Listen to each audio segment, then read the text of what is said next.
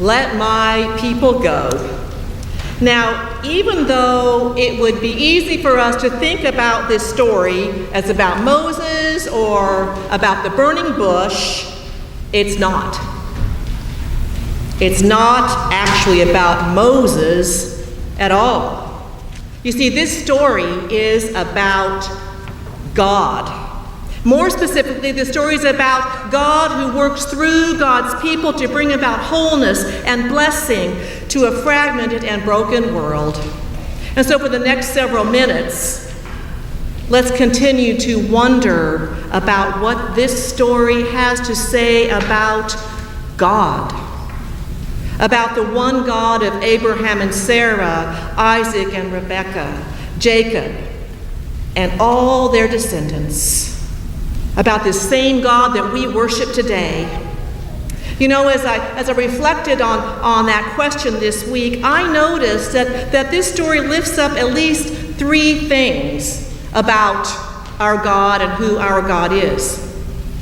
First, this story is about a God who sees and hears and knows about the groaning and crying of God's own, particularly those who cry out from oppression and slavery. Verse 7 spells it out quite clearly when we see God saying this: I've clearly seen my people oppressed in Egypt. I've heard their cry of injustice because of their slave masters. I know about their pain, God says. And in those words, we can almost hear the heaviness and angst in God's voice. For you see, this is the same God of hope who many generations before that promised blessing and abundant life to Abraham and Sarah and all their descendants. And now all God sees is their suffering, their pain, the slavery. All God sees is injustice and oppression. How God's heart must be hurting. You know, I can't help but think that God's heart must be hurting. God's heart must be breaking today as God sees the misery and hears the cries and groans of God's people who are enslaved by those same powers that control and oppress and take away the promise of blessing and life. I think of a mother and wife who is trapped in an abusive relationship without the strength or wherewithal to escape. About the addict who is a slave to a power that dictates every moment of existence. I think about children enslaved by the sex trafficking industry, of those whose lives have been taken over by the evil powers of greed and fear and hatred that offer such a false sense of security. And I think about people whose lives and livelihoods are limited by laws and policies, by traditions and norms that keep them in their place due to their race or their gender, their ethnicity, their religion, their place of birth. Places like that we read about in the paper, like Myanmar, like North Korea, like the Middle East, even places like Europe and North America. Indeed, the God we worship is a God whose heart breaks at the sight of suffering and oppression. This story makes it clear. But as people of faith, we also know that God doesn't simply sit back and watch, doing nothing about heartbreak and injustice. Our God responds.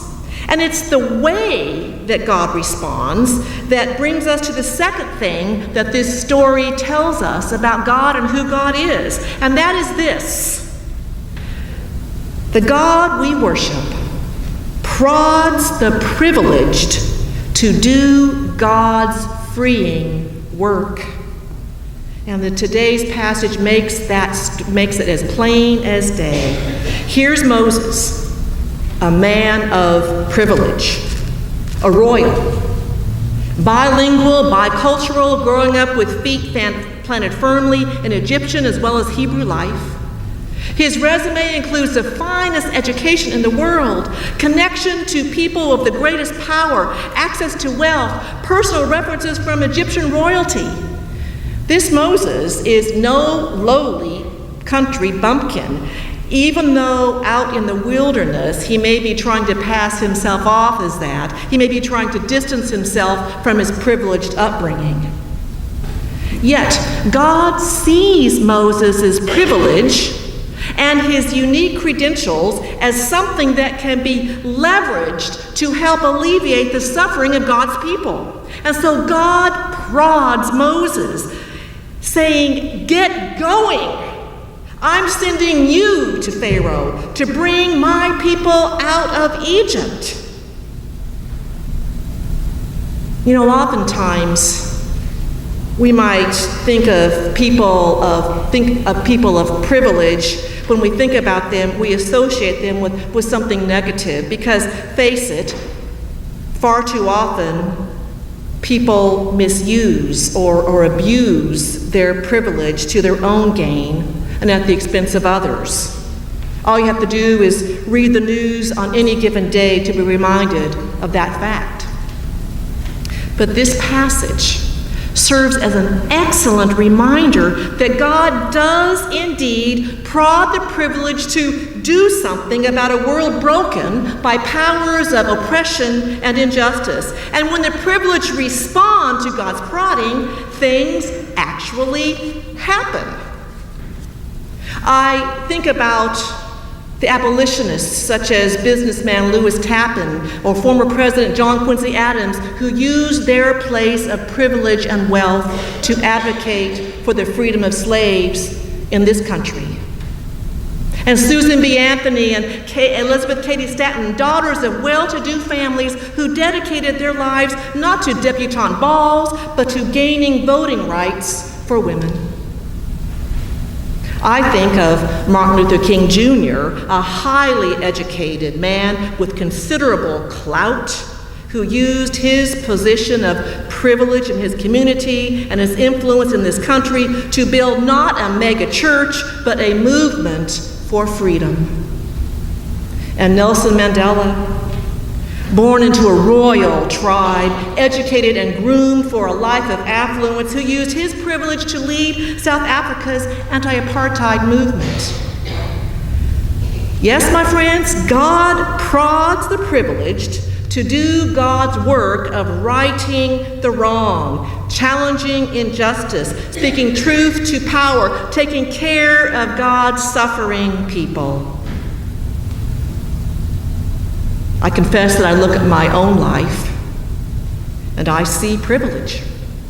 I am well aware that my education, my skin color, my home and upbringing, my health care, the fact that my loving parents have been oh so generous to me, all these things have granted me privileges that many people in this world have never or will never know.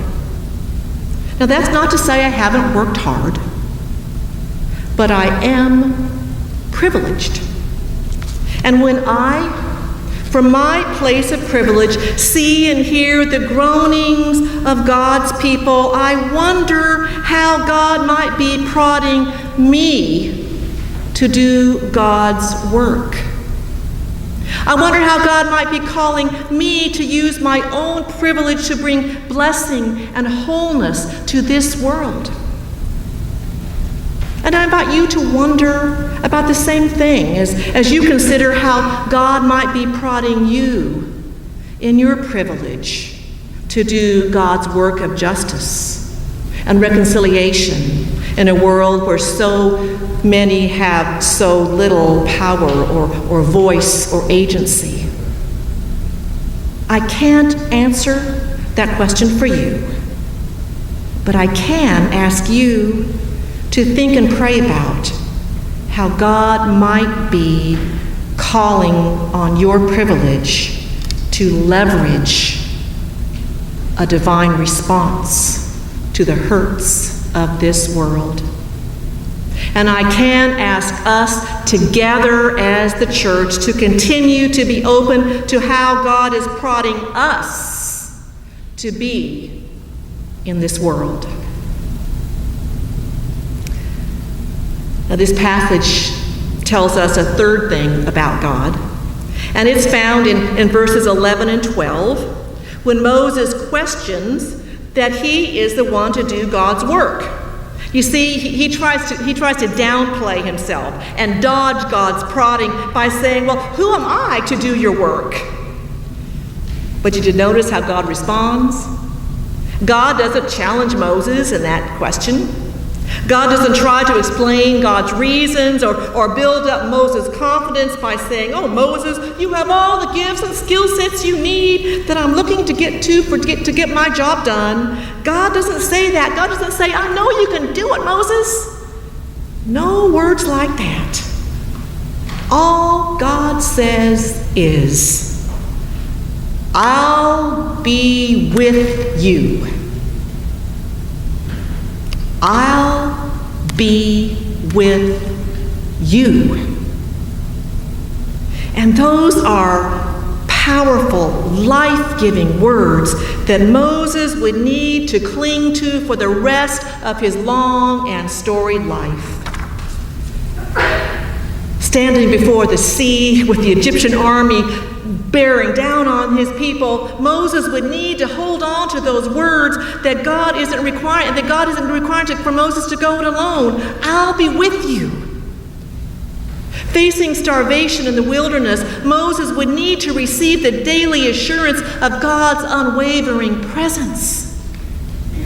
Hearing complaints and seeing gross misbehavior among his people as he leads them out of a life of oppression and toward a life of wholeness, Moses would need to hear God's promise that, come what way, Moses and God's people would never be alone. I'll be with you.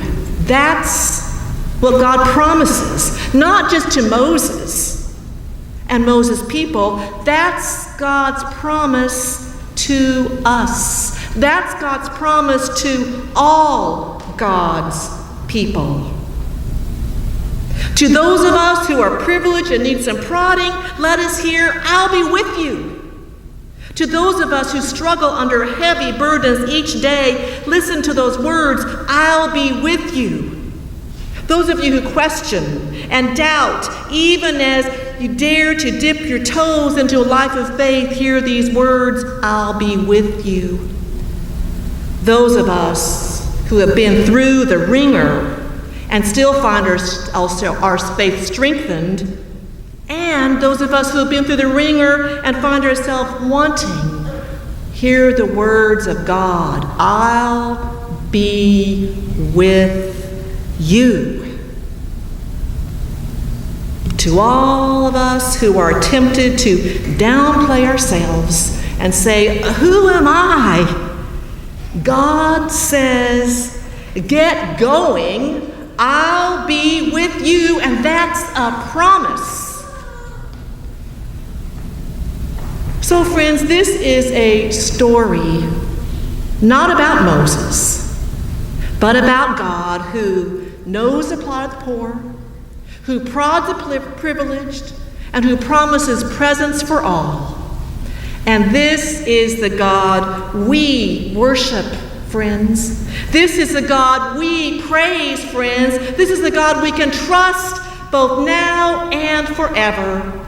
And that is very good news indeed. And all God's people said, amen.